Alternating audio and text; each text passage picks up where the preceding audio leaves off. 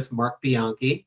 I would like to welcome our special guest, Deb Goldberg. And if you remember, Deb was my first guest on my first show. Deb is a divine therapist and spiritual teacher, and she's a world of knowledge. And I'd like to welcome you to the show. Welcome, Deb. Thank you, Mark. Glad to have you here. It's always a pleasure to be with you. Well, thank you. Thank you. Same here. I think our conversations flow very smoothly and easily, and we're both, I think, really pretty good at drawing on our life experience and making it relatable.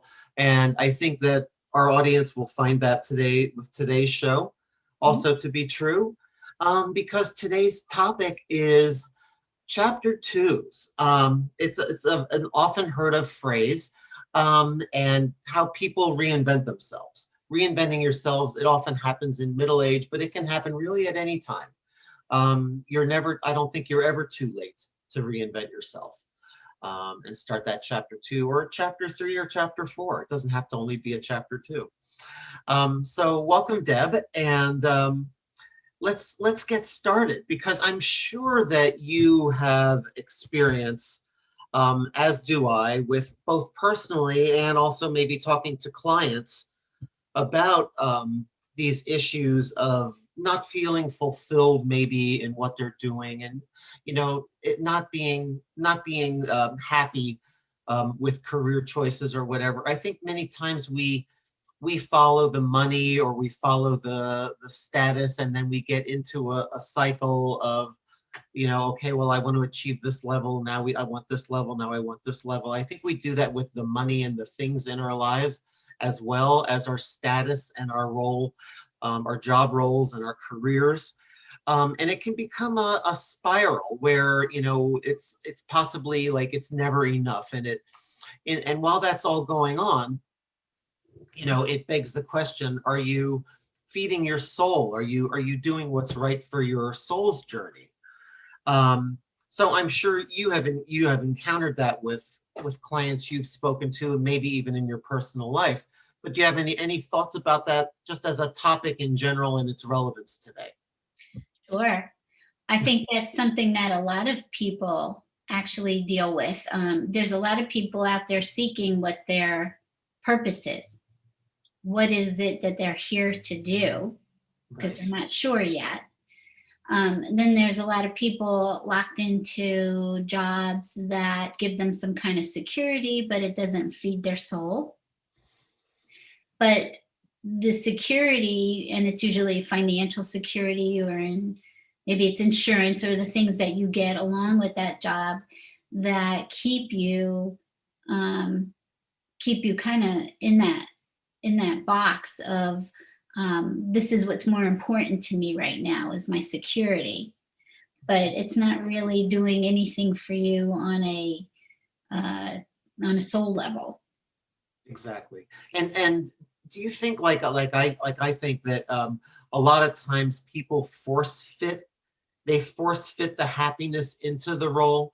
And I think in some ways, I think that's healthy, and it's in a way it's a coping mechanism, I think, of trying to force the happiness into a role that you might not be so happy with in reality, but you're looking for those positives within what you do that make it a good growing experience and a good learning experience and all that. And do you have any thoughts on that, about how we can, look for the positives within what we are doing? Because I think that's a good way to go about it. It's a good way to look at it, and it's much healthier than being mired down in negativity all the time with what we're doing for a living or whatever. Would you agree with that? Yeah, I would. And, I found myself sometimes in positions where things were changing so much, maybe where I was working, that I wasn't crazy about the job anymore. But on one hand, I felt I was thankful and grateful to have a job. And how do I keep expanding myself so that I can look upon this as a stepping stone, maybe, or a way to have a positive outlook about this until I get to where I'm supposed to be. Exactly. Mm-hmm. And I think a lot of us are doing that, and we have that light of where we would like to be, as like kind of like that light at the end of the tunnel, for lack of a, for an overused phrase. And I think that a lot of us are working toward that. But in some cases, I think we can be putting happiness on a back burner with this light at the end of the tunnel that we're always striving for, almost like we're putting happiness off. Mm-hmm. And the sad thing about life is, tomorrow is never 100% guaranteed. And so, I think that there's a healthy way to go about maybe growing toward something that does make you feel a little bit more fulfilled, but that also at the same time paying the bills. Because, of course, we do have bills, and we all have to work towards security and stability. But I think at the same time, we want to feed our soul too. So the two are not, and they should not be mutually exclusive. Mm-hmm. And I think it's a misnomer that we often consider the two mutually exclusive. So do you have any tips for people on coping with that whole stretch of time in our lives, maybe just from an emotional or spiritual angle, of just how to cope with that day to day where you feel like you're completely off course? Are there any tips that you can think of to help people through that journey? Mm-hmm. Sure. And that's such a good point, Mark.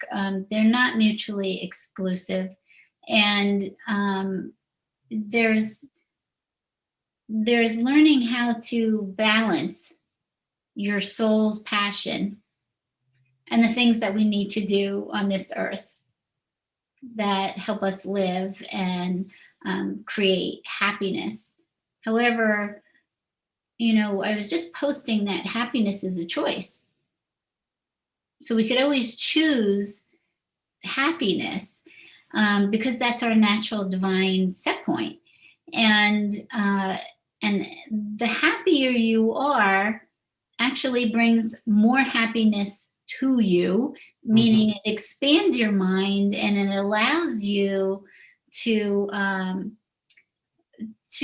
be more creative, because that's what all of this is how do I think a lot of people get stuck in old constructs of, okay, this is the way work needs to look. This is the type of job I need to have from years ago. And it's such hard labor and it feels really difficult and heavy, rather than looking at how can I go about looking at what I'm doing and feeding joy into that, and seeing what comes from choosing happiness and feeding joy into whatever you're doing. Because whatever you're doing, you're bringing love to whatever that service is that you do. Absolutely. Absolutely. And back to something that we both said earlier, is like you can find those things that produce love and hopefulness for people, and teaching for people, and change and evolving in a job for people. And you can find those attributes in a lot of careers that are out there. And whereas on the surface, a position or a career title may sound kind of dry, beneath the layers, if you peel back the skin of the onion, on those career choices and those careers themselves, there are attributes and aspects of those jobs where you can teach and you can guide and you can do those, empower others, as a leader, for instance, in an organization, or a manager or a director or a vice president. You can get your fulfillment from benefiting the lives of others, and helping to promote people, for instance, is a great way, and making them more career healthy, career viable, so to speak. There's a lot of great, there's a lot to be said for helping people get to that point in their career. And so I think that you can dwell on the negative, and say like, oh my God, my life is horrible, or I think you can change your perspective and your perception a little bit and turn it around. And, you can look for the positive in what you're doing. And if it's not 100% what you really even doing that, if that's still not working, then, look at those skills that you're acquiring and how you're helping others along the way, and try to hone that into something that's more to your liking. I think that's another option too. But I do think a lot of it comes back to that perception and how you perceive what you're doing. And because it gets back to that whole what we can control and what we can't control aspect of life, and concentrate on the things that you can make a change with, and change your perception maybe, and maybe that might change your reality. Yeah, that's exactly what happens. If you change your perception, you change your reality. Yeah, definitely. Yeah. And so, it's, we're talking also about chapter 2 of, reinventing yourself. And I think the first place to start is wherever you are in your life right now is exactly where you're supposed to be. There's nothing wrong about it. Even if you're feeling, not totally happy about where you are, you're there for a purpose. And everything is a stepping stone. Every job you've worked helps you go to the next place. And so perception is, are you perceiving that you can be successful, or are you perceiving that whatever you're thinking might be a soul vision that you want to bring forth, are you perceiving that it's not going to work, or it's too hard, or you can't see how the pieces fit together, rather than giving it some successful gusto in your words and in your perception that this is going to work. And that is significant in anything that we're trying to do. Oh, I agree, totally. And that negative mindset can actually become a self-fulfilling prophecy, because if you're living in that negative mind space every day, it's very hard to come out of that and turn it into something positive. Whereas if you are living in a positive mindset, and even though it may not be your ideal, and you realize that very few of us are working in our absolute perfect career that that checks every single box, very few of us are lucky enough to say that, and also make a living at it. I think that turning that mindset around can actually make you spiral up, because there's a good saying, that you're either spiraling up in life or you're spiraling down.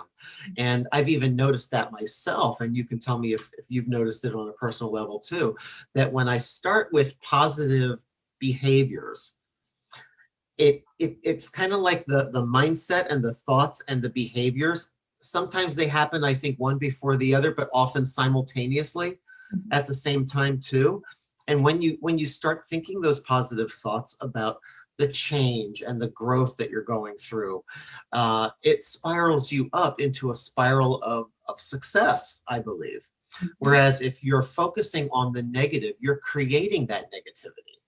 You're not doing anything to push that negativity away. You're creating that atmosphere of negativity with you. And I know it's said a lot that our thoughts become manifested and everything like that into our behaviors.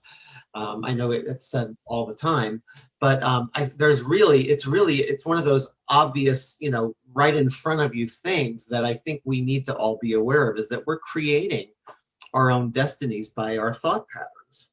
And I deal with that even, on the show with Mindfulness with Money. And those, by those thought patterns and those behaviors, you can either be in a self-sabotaging mode, or you can be in a positive, uplifting, growing, learning from life experience and applying it toward your future type of a mode. where you're making those changes and learning from mistakes rather than dwelling on regrets and dwelling on negativity. Look for the positive in your career, the positive in your life choices, and dwell on those positives, and just don't repeat the mistakes. Learn from the mistakes. Mhm. Sure. We have so much power inside of us that we don't realize. That Exactly. our mind does all of these things, like you're explaining, that when you think positive, you're going up and you're getting into the flow. And so then things start to flow Yep. because you are in that positive field in thinking and creating.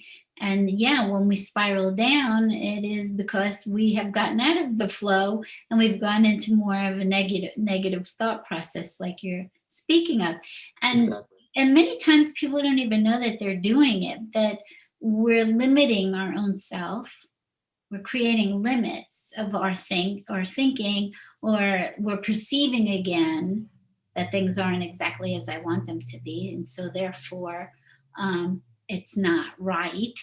It's wrong where I am, and there's something wrong with me, or I'm doing something wrong that's creating where I am right now. So, and I also believe that divine love is always guiding us. So you're not doing this by yourself. I believe people have a purpose, and you're constantly guided to what that purpose is, and whatever that might be. That, whether it's staying home with children, or being a banker, or being the president, or being whatever, picking up people's garbage. And understanding, and I know this is something I would get caught up in, is that you can do everything you do with joy. Mm-hmm. And you are such a light when you do everything with joy, feeling joy of being alive. And but it is interesting when you have these dreams or a vision, and you can't quite wrap your hand around it yet. Exactly. And then I think that's what drives us to that chapter 2. Mm-hmm. And that's that epiphany that we get in life of, I think we say to ourselves, there has to be more. There has to be more to my purpose here. And I think that's that epiphany that we get to that brings us to our chapter 2. And this year, for example, 2020, I think I would bet, I don't know if there's any way to check this out for sure, but I would venture to say there have been a lot of people reinventing themselves this year. Mm-hmm. And pursuing that chapter 2 or chapter 3, and putting the old career, the old mindset behind, and just becoming creative, whether it be voluntary or involuntary. Mm-hmm. I think there's been, we know there's been a lot of layoffs and furloughs and things like that happening, and a lot of people coming to that revelation. Mm-hmm. And I think that's a positive way to look at it. Like, let's take a year that has just been a lot of stuff thrown at us, a lot of turmoil, a lot of stuff, and let's turn it into something positive. What's the learning experience from this? Mm-hmm. From a mindfulness with Mark Bianchi show type of perspective, one of the learning lessons are, the importance of an emergency fund, the importance of really being conscious of your money on a daily basis, not so much always living in the moment when it comes to your money and your things, and getting into debt, and treating money like it, giving it the respect that you should have some respect for. And I think, though, we've seen these transitions this year of people, I think, looking at their current mindsets and maybe changing, coming to an epiphany in life, and a growth mindset. And I think we're seeing people realizing also that they do bring more to the table than they previously maybe thought or maybe were told. Mm-hmm. I think that a lot of us have a lot of life experience, And I think when it comes to a chapter 2, there are a lot of people out there that and businesses that will pay for that experience that you have accumulated in your lifetime. And so, you know, how about from a personal, I'll tell mine. I started out. I grew up in the restaurant business. My family had a few restaurants, and so I've always had that business mindset, even from just being a small child. And then that progressed to working as a banking professional. And I did a lot of analysis, data science, business systems analysis, project management, project analysis, that type of stuff for one of the big Fortune 100 banks out there. And I did that for 25 years. And I think that, I was laid off earlier this year, as many people were. And I came to a revelation after taking a little bit of a siesta and a little bit of a break from it.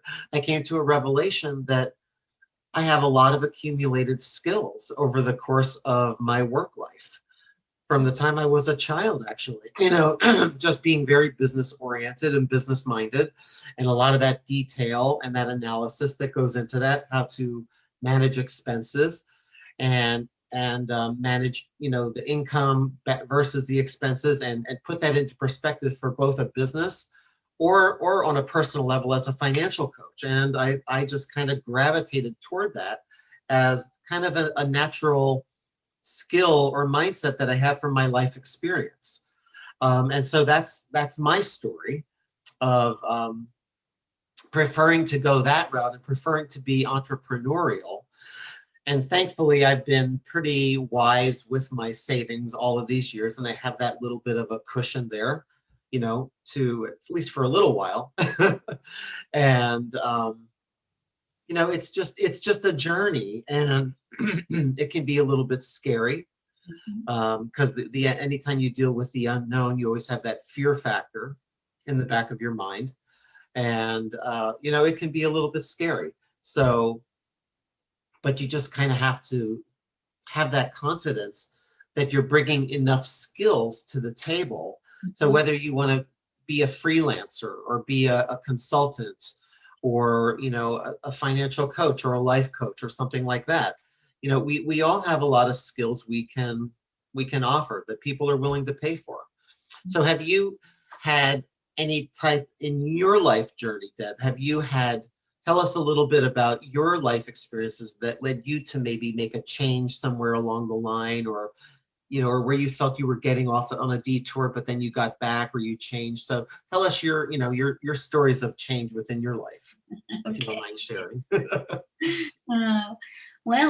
It's interesting because in high school, my mother changed my classes to be all business oriented. My father was an entrepreneur, so I came from that. But learning how to do bookkeeping, secretarial work, all that kind of thing, because that's what my mother did. And so I went out into the workforce right out of high school, doing secretarial and bookkeeping work. And I got married in my 20s, and we decided to open a jewelry store. Oh, wow. At 26 years old, we had a jewelry store because my husband at that time had a degree in gemology, and so it all just kind of went together, and here we are starting an entrepreneurial business, and from there I got divorced. You never plan on that happening. No, and right before I got divorced, I had been praying a lot for direction and guidance because I felt like I really needed that in my life, that I wasn't really doing my soul purpose, what made me happy. And actually, I had a dream one night, and it was profound. And it was like God laid this whole dream out that I was supposed to go to college and become a therapist. And so the next day I enrolled into college, and I did that in my 30s. I became a therapist, and my goal was always, well, this was a little interesting side thing. When I got divorced and I had started college, of course, I couldn't work in our store anymore. It just didn't work. And so I actually started waitressing and bartending to get myself through school. And I Hmm. had children at the time, and that afforded me to work at different hours than what my my classes were. Done the And, same thing. and you know, it's so interesting because I remember having the thought, how did I go from having a jewelry store to waitressing and bartending? Like, that seemed like I went spiraling down, right? Yeah. Instead of up, or at least going in the same way. And I had to work through that a little bit, but at the time, that's what I needed to do. That's all I could see that I was supposed to do. And all of that work just contributed to building some more of me. Uh, Character, right. Character, yeah. That's your character, yes. Yeah. And so, you know, after I finished college and I started doing therapy work, um, you know, and my goal was always to have my own practice. And I did finally, and I had a very successful practice.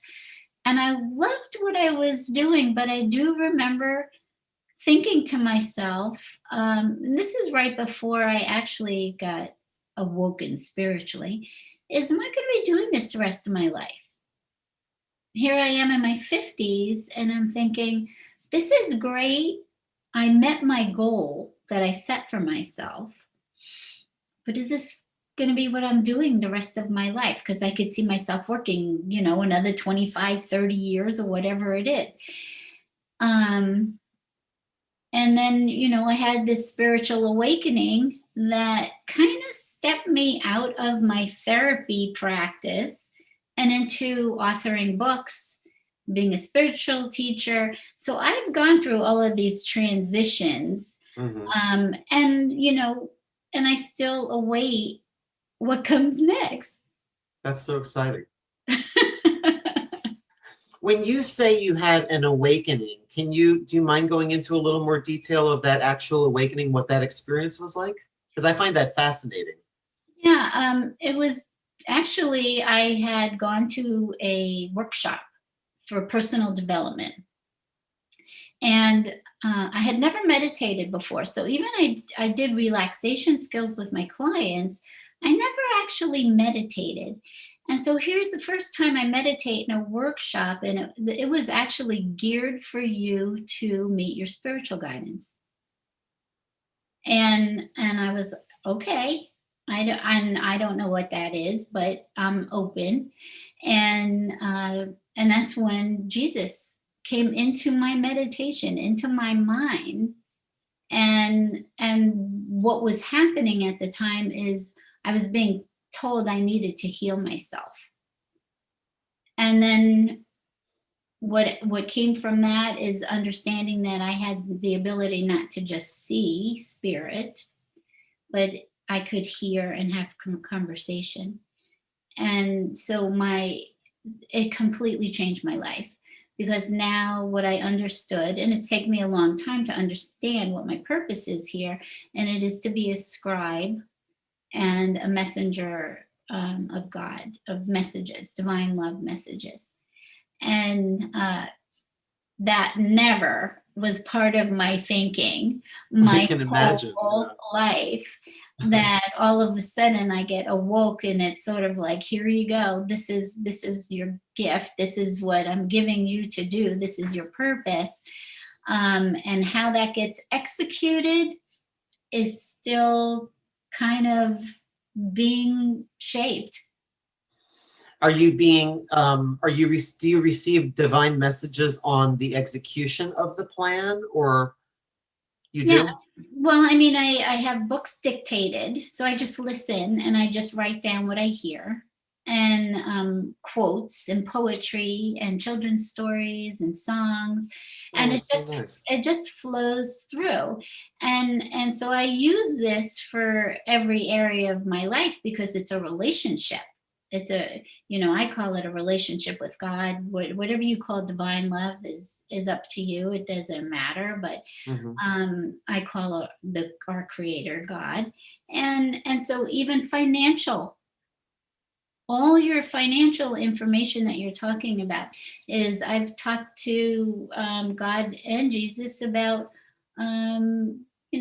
what to invest in, what should I do with this, and so I've had lots of money lessons through this divine relationship, um, and anything intuitively, and because I believe our desires come from God, that they're part of what our role is here.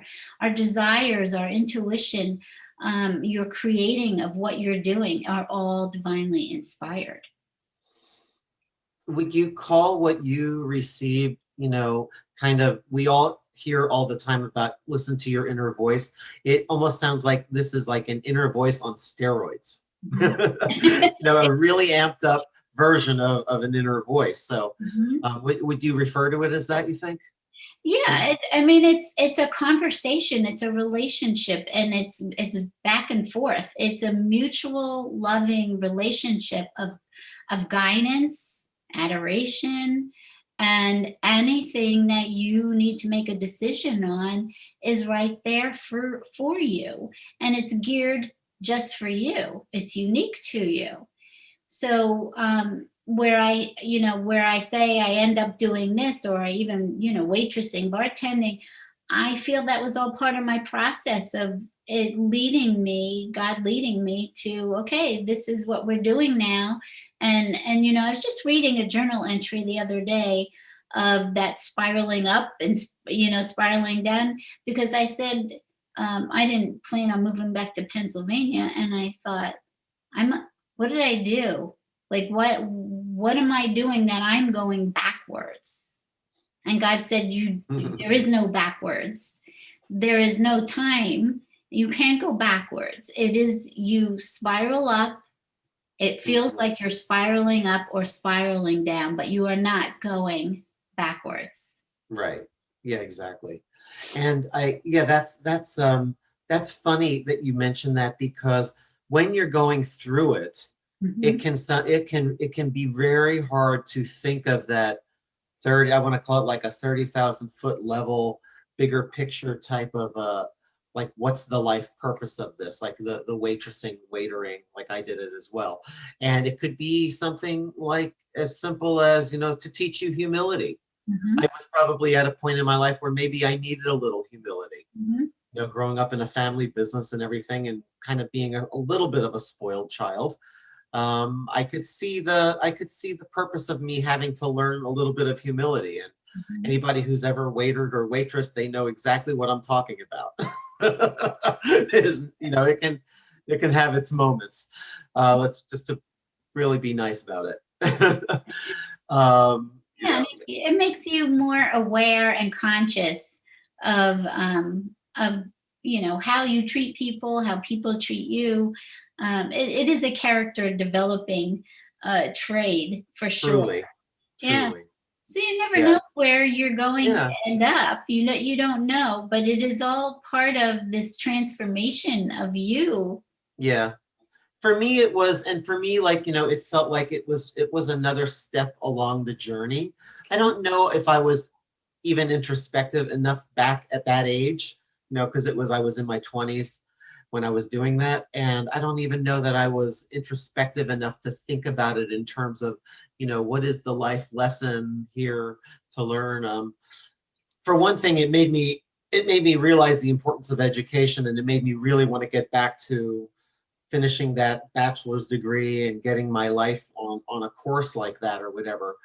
But it also, yeah, there was a lot of lessons to be learned. And I've always said, I don't feel like I'm above doing anything in life. If I needed to work three part-time jobs to make money, I would work three part-time jobs. But the lesson I want to get out there to anybody watching is, you can always have that goal out here, and, listen to the inner voices, and don't get mired down in the negativity of that day to day. Look at it from that higher, bigger picture perspective and say, am I going through this for a reason? What am I supposed to learn from this?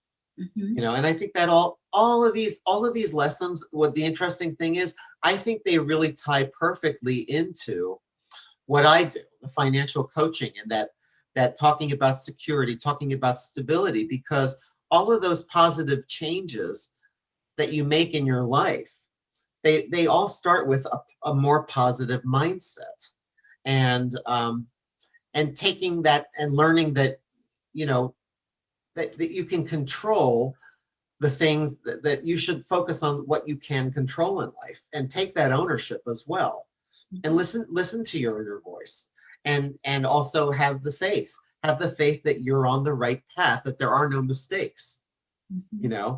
Kind of like one of the subjects I wanted to talk to you about, Deb, is regrets, mistakes, anything we would do differently. And I think my first gut reaction is, yeah, I would not do this. I would not meet this person. I would not go to that place and apply for a job. I think that's our first reaction. But then I think if I step back and I really reflect on it, like maybe it was not so bad. And maybe I really did learn a lot from it, Yeah. Yeah, it's important, and I think that's what we do. We take regrets to the grave, right? Like I shoulda, coulda, woulda, but I was too scared. I couldn't see how it would work. Like we all have a risk tolerance, and Absolutely. on whether we go about following our dream. And when you're on the right track, everything just falls into place for you. Things just open up, opportunities come, because you're in this mindset of success. So I can look back too and say, oh yeah, maybe I would have parented it a little different or whatever, but I can't go back. And I see that maybe that I was not looking at things in a full perspective. I was looking at it more in a that it was wrong versus how all of it was right. All of it was right. But I do know that I want to. I do want to be available for all the things that I want to do. I want to, whatever I want to create, whatever I'm meant to create, whatever I'm meant to do, I want to step into all of those things. And for a long time, it was like, how do I do this? How do I do this? How do I step away from a practice, a successful practice, and then let go of all of that and take on all of this new work? And how does that bring me forward? And I just have to do a lot of trusting and faith. And I just keep putting my right foot in front of the other, just keep moving along and doing what I'm supposed to do, knowing that it is leading somewhere. Now, when you say you had to kind of break paths with what you were doing, because to me it sounds like you just added a divine and a spiritual dimension to what you're doing. Was it an actual breakaway from what you were doing as a therapist? What happens is licensure for doing mental health counseling, drug and alcohol. There's all these regulations, and the regulations say you have to be this way and not this way. And you have to, and this is about also if you take insurance money. And back then I was, I took all kinds of insurance money. And so you can't practice exactly the way that you want to. Oh, that's under the regulations of a license. I mean, you could just like hope nobody finds out that you're doing those things, or you could stop taking insurance money and, collect cash or credit cards or whatever on a cash basis. It's just, I could not make that bridge happen at the time of how do I continue doing what I'm doing. Yeah, I was given so much so much divine download that I didn't know how to focus on what I need to do, well, on the divine downloads, and then do all of the other things. So that was a balancing issue for me too. So I see clients now and then, but I had to, even now I step back from EWN and Angel Heart Radio so that I could focus on my books again, because I've been sitting here for 3 to 4 years, and it's time for them. So it's like a growth, it's like a definite growth phase. Yeah, absolutely. No, I was just curious about the, and it didn't even occur to me about like the rules and the regulations that you must perform that therapy in a specific manner.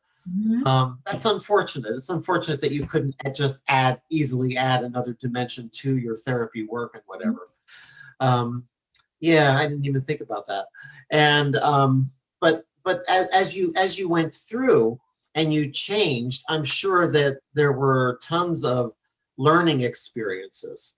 I know with me, I've had to tap into just kind of, whereas, when you're an entrepreneur and working for yourself and taking your dream, trying to turn your dream into a reality, you're it. You don't have a team of people that you can bounce ideas off. You may have, a little bit of a support group or whatever, but for the most part, you're pretty much it. And you don't have somebody telling you what to do, like with a boss or whatever. So, I think there's learnings that happen along the way, especially those learnings as far as like your own personal finding and discovering, again, your own personal fortitude, realizing that you are stronger than you probably thought you were, and finding out that you are perhaps an innovation leader in your thinking and your thought leadership, and stuff like that. I think, there's learnings that we develop along the way. And kind of what I was talking to before about what I think leads a lot of us to that chapter 2 is realizing that we're sitting on all these skills that are not being tapped into, that are not being utilized. And not only from a career perspective, but also even from a divine perspective. It's right there. It's given to us as a divine gift. You are naturally a great listener. You are naturally an empathetic person. I can tell that just by talking to you. And for you to stay in a job, being a jeweler is not necessarily, utilizing all of those gifts that were given to you, that God gave you. And, it's fascinating to me. I love it when you can tie, the divine into the practical in a roundabout way. And we can see how it all really is there to guide us and have us learn. And a lot of it is for the purpose of learning and digesting that information and then giving it back. And, giving it back to the collective consciousness, so to speak. And I can see that your mission is, to bring others up as well. That's I'm sure is also part of your mission. And that's, would you say that was the chief message? If you had to tie it into one chief message that God had for you, what would you say was that chief message, to change and to, what would you say your chief learning experience, your chief takeaway that you gained from that conversation with God to make that change in your life was? For me, it was learning who I was through His eyes, through seeing myself as divine love as one, that there's no separation, and that I'm more than I was experiencing myself as, and so is everyone else. So, so that is something, it gave me the foundation to go out and do, and to feel the love that I needed, and support, so that I could go out and do what I'm asked to do. Oh, that's wonderful. And I think probably a lot of people listening to you and are kind of probably thinking, boy, I wish that would happen to me, or I wish I had that level of insight. or that inner voice. Do you consider yourself more intuitive or empathic than most? Do you consider yourself in that realm? I think that we all are the same. I think we all have the same abilities to connect. And that is actually one of my messages from God. What I'm supposed to teach is that there's a direct path to divine love. And it's no different for anyone. And that what's most important is God wanting to have a relationship with each person. And so all of my teaching was non-religious. But it doesn't matter how anybody connects, whether it's through religion or not religion or whatever. It is God just wants to have a relationship with you, and teach you about who you forgot you were, that you're a divine being experiencing a human lifetime. A human life course, yeah. Yeah. So I don't think I'm any different than anybody else. I think we all have a story, and this was part of my story of my upbringing, and I had a traumatic upbringing, and then so there are all these stories, just like what your story is of how your life evolved, and each one of us have that. But we are never separate. We can't be, because I look at oneness,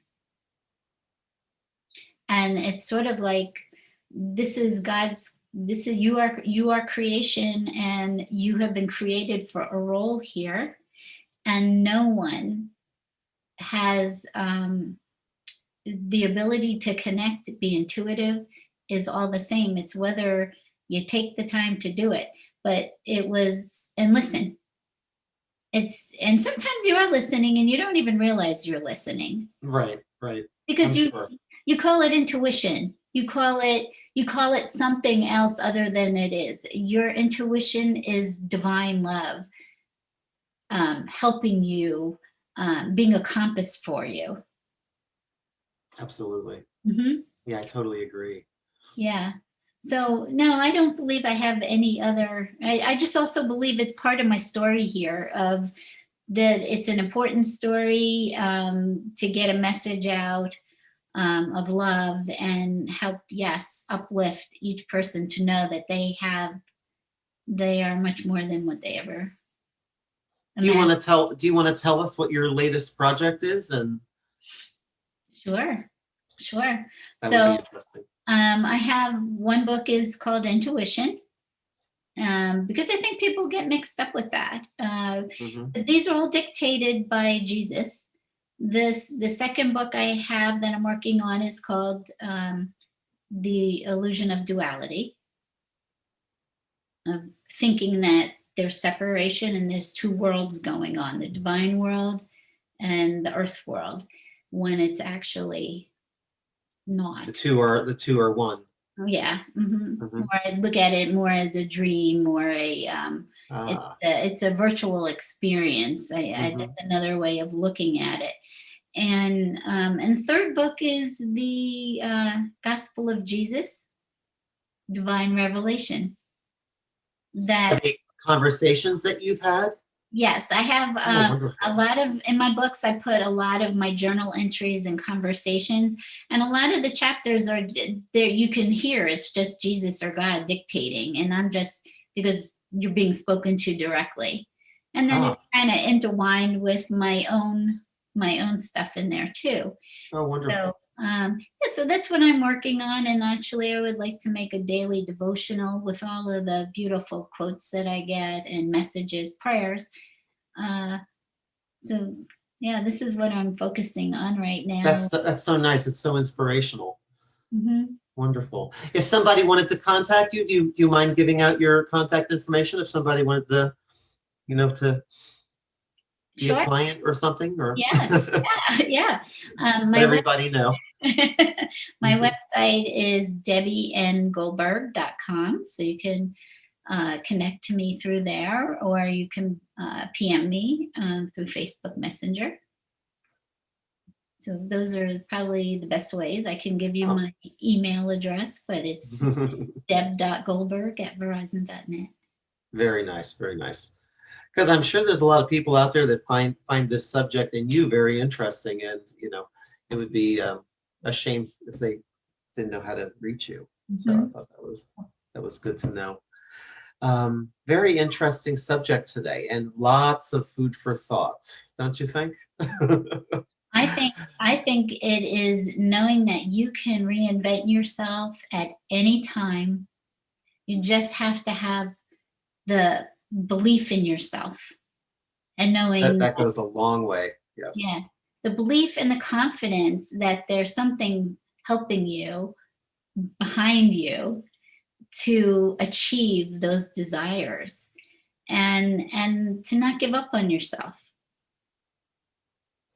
no matter Absolutely. no Yeah. matter what age you are, Hmm. no matter what your station is in life, it doesn't matter. Yeah, my life did not go according to the typical script of, you go get your college degree between 18 and 22, you know exactly what you want to do for the rest of your life by the time you're, 17 or 18. And I mean, I don't understand why there are these boxes out there that we're expected to force fit ourselves into when it's just so not the way it really actually should be or is. I don't know that many people who knew exactly what they wanted to do at 18 for the entire rest of their lives. And maybe that's partially why we do see so many people midlife reinventing themselves, or, not finding or living passionless lives as far as, what they're doing for a living, and everything goes. And maybe that's part of the reason.